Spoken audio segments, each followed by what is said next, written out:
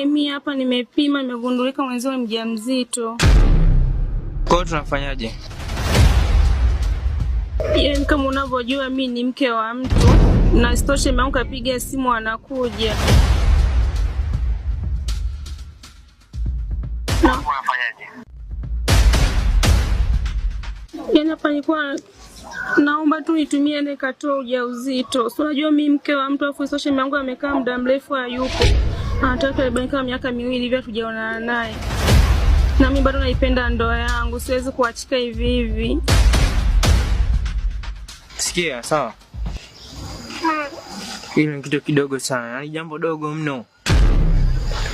Fanya hivi. Akija naomba mgande, yani umpe mapenzi moto moto, sawa? Yani ikiwezekana mpe asubuhi na jioni iwe kama dozi. Sijui unielewa vizuri? Mimi siwezi kufanya hivyo. Siwezi kumpa mume wangu mzigo ambao sio wa kwake. Siwezi yani kufanya hivyo. Bana, unapaswa ufanye hivyo ili ukwenda wako. Utafanyaje? Naomba tu unipe mia nikatoe mimba. Siwezi mume wangu kumpa mzigo kama huu mimi. Nielewe. Nachokwambia.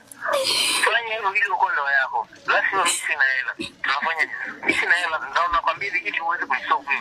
Mkamia kule kule akija muonyeshe mahaba ya kutosha. Ile watu kule mke wangu alikuwa ameniss. Sio, unaelewa? Yaani muoneshe kwamba ulikuwa umemmisi na yeye afikiri kwamba kwani mke wangu alikuwa amenimisi sana. Sijui unielewa vizuri? Nitampaje mume wangu mimba sio ya kwake mimi jamani? Inawezekanaje hiyo?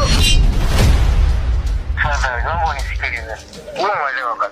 Ukimwelewa na wewe kitu ni dogo mno, yani kidogo lakini kidogo. Tunaliweza.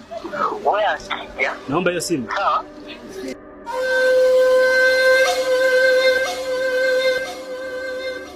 Kaka, hongera sana kwa kumtia mimba mke wangu. Yaani brother, umetembea na mke wangu ukaona haitoshi mpaka ukamtia ujauzito. Na imefikia hatua ukamdanganya kwamba inatakiwa nikifika mimi anipe penzi moto moto. Alafu baada ya wiki aniambie kwamba ameshika ujauzito wangu. Kwa nini huna huruma na mwanaume mwenzio? Kwa nini huna utu? Brother, mimi nampenda sana mke wangu. Huyu ni mke wangu wa ndoa. Huyu mwanamke nimeapa kanisani kwamba kifo ndo kitatutenganisha. Kwa dini yangu ya Roman Catholic ni kwamba wawili watapofunga ndoa